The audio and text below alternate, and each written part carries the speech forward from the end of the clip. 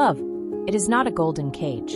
It is not a promise of eternal possession. It is not a silent contract that turns us into owners of another. Love, in its purest essence, is the freedom to choose, to grow, to be. And yet, we have been taught that to love is to have, that those who love cling, that those who love never let go. We were told that true love is inseparable, that two people merge into one, and that anything less is insufficient. But is love really measured in terms of possession? If you have ever felt that love suffocates you, that the desire to have someone by your side has become more of a burden than a gift, then you know what I mean. Love is not a chain. It is not a shadow that follows us, nor an unbreakable need. To love is to see someone and recognize them without trying to possess them, without turning them into an extension of ourselves.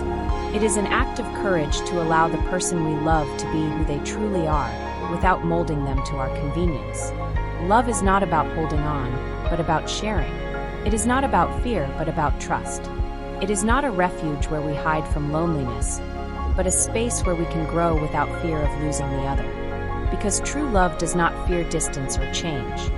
It knows that what is real does not need to be forced, imprisoned, or guaranteed. We have been told that those who love must give everything, that they must dissolve into the other, that true passion knows no limits or boundaries. But what happens when we confuse love with attachment? Attachment is fear disguised as affection. It is the anxiety of losing what we believe is ours, the need to control, to ensure that the other person never leaves us. And in that attempt to hold on little by little, we suffocate what could have been love. Those who love with freedom do not impose conditions. They do not demand absolute emotional exclusivity or lock feelings into an invisible contract. To love is not to forbid, not to monitor, not to demand constant proof of loyalty. To love is to trust, to allow the other to explore their own world without feeling threatened. And yet we are afraid to let go. We fear the idea that love can be free, that someone can be with us by choice and not out of necessity. Because if love is not possession, then it means we cannot be sure that someone will love us forever.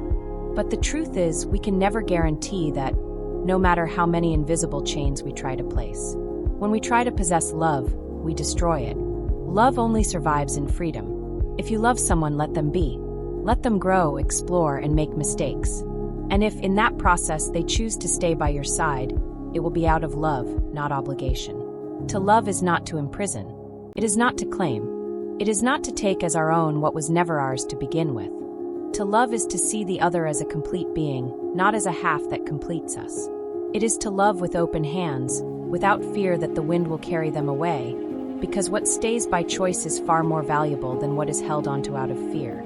So next time you love, ask yourself, am I loving from freedom or from fear? Am I allowing my partner to be who they truly are, or am I trying to shape them to my convenience? If this message resonated with you, share it with those who need to hear it. And remember, the most beautiful love is the one that makes us feel free. See you in the next video.